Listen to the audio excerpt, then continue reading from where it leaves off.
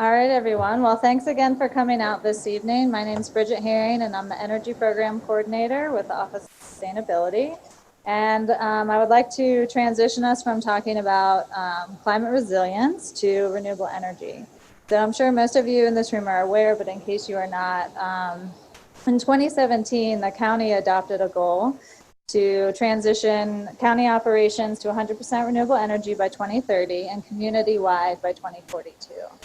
On the heels of that, in 2018, with the help of the Sustainability Advisory Committee, the city adopted a similar goal to transition municipal operations to renewable energy by 2030 as well, and to support the county's plan for a community-wide renewable goal.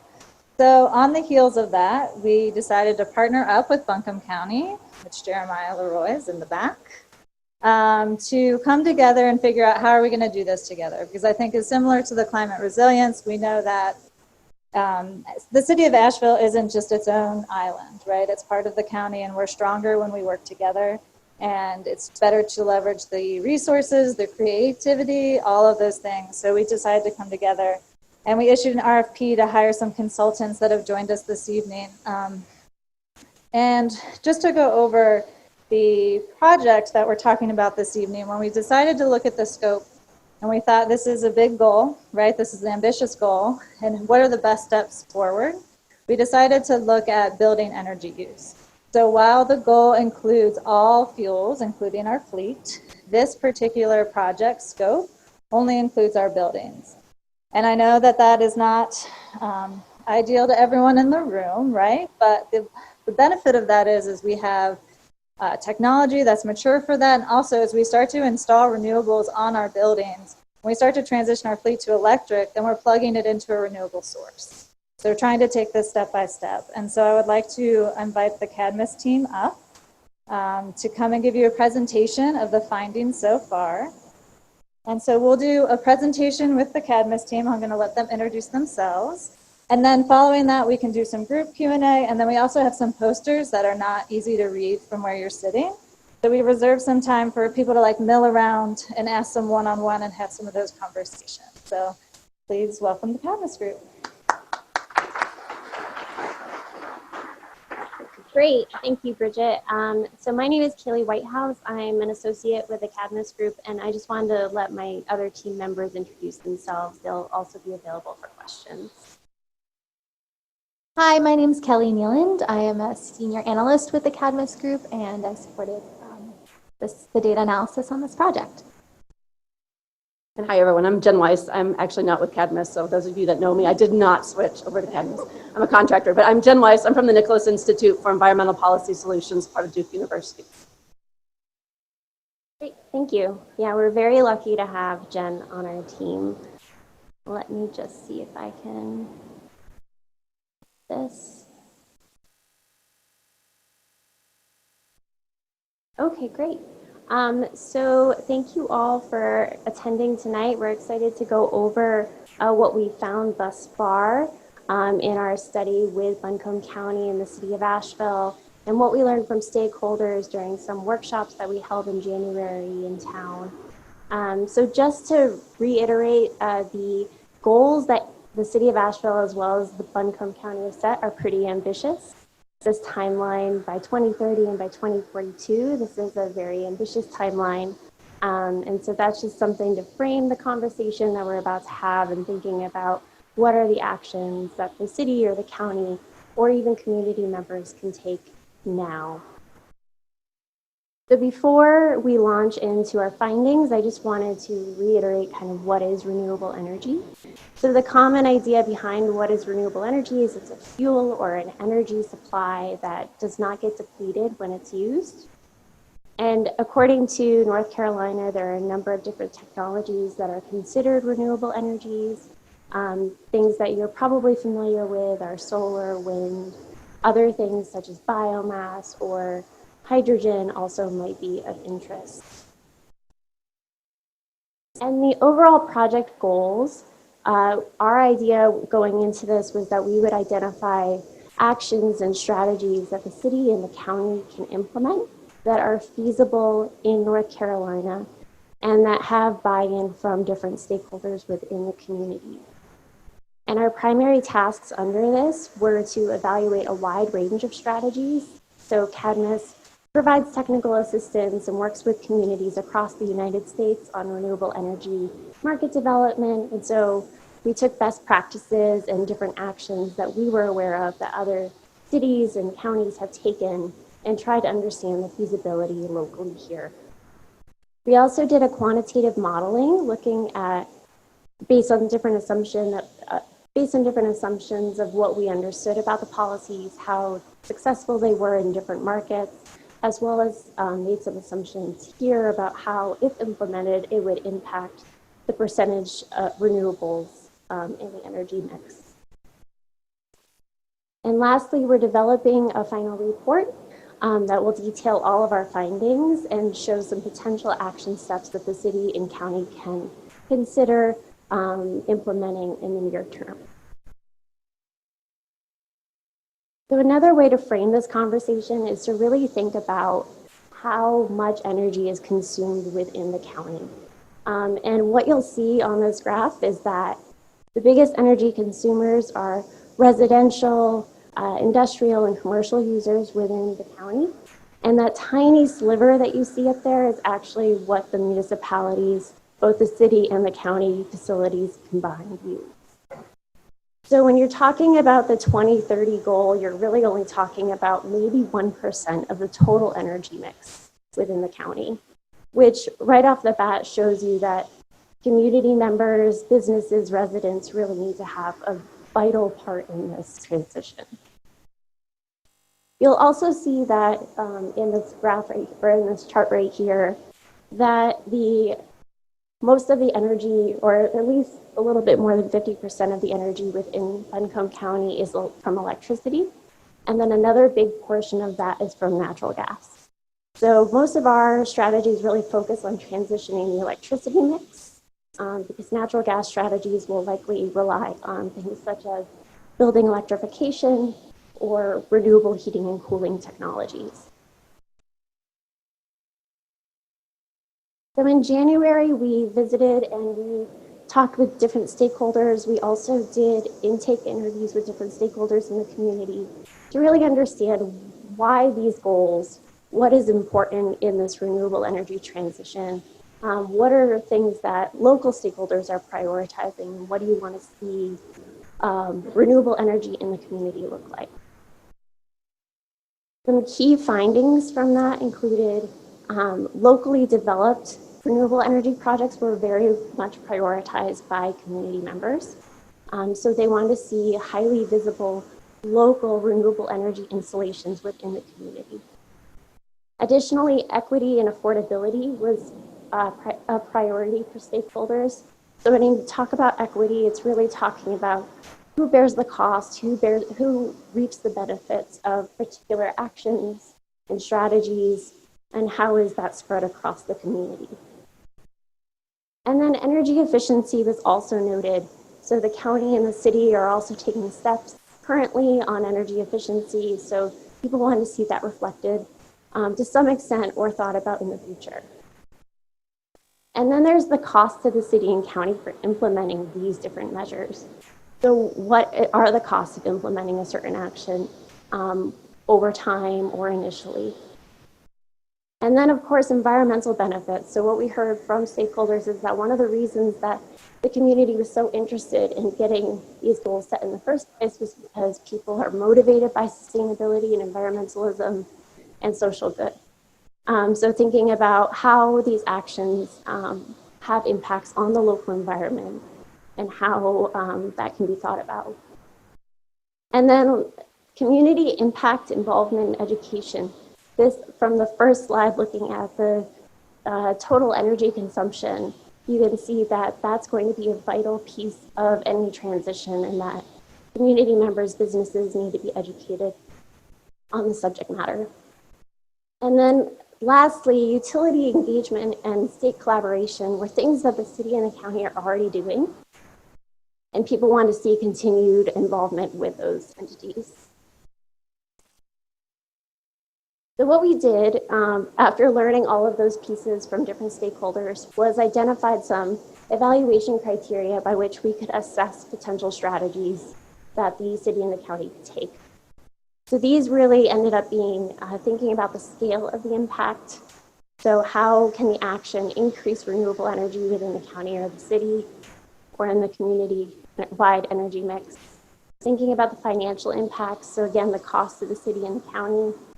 Thinking about the feasibility, so how achievable is the action in the near term, medium term, long term. And then thinking about, again, distributional equity, so how the distributional effects of each policy are felt within the community. And then there's the environmental impacts. So we use things such as environmental benefits and harms and thinking about things such as emissions, air quality, conservation, resiliency as key measures with each action. And then local impacts. So is this a local generation project? Are you putting more renewable energy? Are you building more renewable energy locally? Is it highly visible? Does it improve the city or the county's position as a leader in North Carolina? So we assessed a broad range of actions. As I said, there were a number of things that we had initially identified, but after talking with different stakeholders and then looking at the feasibility of them, we created 4 different potential pathways. So these were different groups of actions based on how we evaluated them. So pathway A is looking at actions that the city and the county are already taking. So thinking about what actions are the city and county already have in place, or what are they working towards, and how might that impact the renewable energy mix. We also evaluated pathway B, which was looking at local actions that were identified as highly feasible within the near term and high priority. And so these were local actions that really kind of focused on putting more renewable energy in the community more broadly, and were considered things that the community could immediately start building towards. Then there was pathway C, which is alternative purchasing options. And so there are different types of purchasing of renewable energy. And so these really involve some actions that didn't necessarily rely on local generation of renewable energy. So these are things such as purchasing renewable energy credits, which is an action many communities who have set 100% renewable energy targets are doing. And then the last one is looking at state and utility actions. So if things at the state level or the utility were to change over time in favor of supporting a more renewable energy focused market, how might that impact the overall renewable energy mix? And so here's some summary of the findings. So the blue line actually at the bottom is the baseline, and that's the expected renewable energy mix at Duke Energy Progress. So that's just from electricity. And so you'll also see that building on that is pathway A, and I should say that this is the municipal energy mix. So this is what the county and the city consume. And this takes into account natural gas as well as electricity. Pathway A, which are those actions that the city and the county are already doing, will help get the city and county to about approximately 20% of renewable energy by 2030. And then that tiny little line that's really hard to see, that one is actually the local actions that were considered high feasibility and high priority. So those are things such as leasing solar or entering into solar leases locally. And then that larger blue line is actually the state and utility actions. So what you see here is that's actually pathway D, and those make a large increase. So if all those pathways are implemented, if all those actions are taken at the state and utility levels, based on the assumptions that we made, that you would see an increase in renewables to almost 40% of the renewable energy mix. And then that gray scale there is really focused on the alternative purchasing pathways. So these are things that we show last because the community, based on our stakeholder interviews, that was not necessarily deemed a priority by community members as the initial way that the city or the county should approach this goal. So overall, you can see for the city and the county municipal goal for 2030 that current and local actions can get the city and county to about 20% renewable energy. And that's up from a renewable energy mix of about 5% with a baseline. And alternative purchasing options will be kind of a necessary consideration to help make up whatever shortfall occurs if certain policies are implemented and certain policies aren't. And investments in renewable heating and cooling technologies will be necessary to help try to make up for the natural gas part of the energy mix. And then policy change at the state level and utility level have a huge impact on the county and the city's ability to meet this municipal goal. And overall, energy efficiency technologies, as different stakeholders mentioned, will continue to help the city and the county at least reduce overall energy consumption, or at least keep it level throughout this. And so when you look at the 2042 goal, and you look at the community energy mix, these actions have a different scale of impact. And that's mostly due to the fact that the city and the county, the local actions that we modeled that the city and the county would take have an overall lesser impact on the community as a whole, as we saw. So if you look at the bottom, again, you have a baseline of the renewable energy mix from Duke. And then you have pathway A, which is the planned local actions that the city and the county are already taking, which again, it gets it to about 5% of the total renewable energy mix. And pathway B, again, these are the highly local actions that the city and the county can take. So again, relying on them to be the ones who take them. Again, that doesn't really make that much of an impact. You're looking at maybe 0.5% there. What is impactful here is looking at the potential changes at the state and utility level, which makes sense, of course, because as you create more opportunities for financing for renewable energy projects, that becomes available to more people in the community, and that just creates more pathways for people to pursue those types of options. And then lastly, the alternative purchasing methods that would rely largely on community members, commercial businesses to make different purchases, which might not have as much uptake as if the city or the county were just doing their small sliver themselves. And so overall, for the community-wide goal, you're seeing that the county cannot accomplish this goal alone. They need stakeholders to participate within the community. They need businesses, residents, industrial entities to take part. Education and outreach, as mentioned by stakeholders, will be vitally important for getting this goal accomplished. And then also equity will need to be considered at every level. So thinking about who benefits, who bears the cost of different actions, and then also how are people involved in the process of doing these things. And then local renewable energy investments by entities within the community will be necessary. So it's not just up to the city and county to make these investments. They need to come from other entities within the community. And then while local actions have a smaller impact, they were prioritized by stakeholders and still play a very important role. Highly visible, highly local actions will help other community members get educated on what renewable energy is, get used to seeing it within their community, and maybe think about getting it themselves. And they also have other non-energy benefits as well. So you're also thinking about environmental impacts, equity impacts. There's a slew of other things that come along with renewable energy that aren't just electricity generation.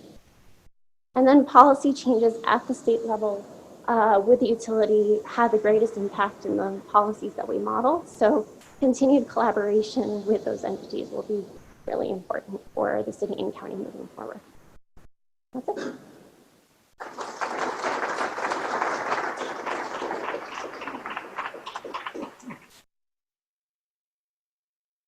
Thank you, Kaylee. Great presentation. So I think how we're going to do the remainder of our time together, since we're a little bit behind schedules, I know that was a lot of information to digest.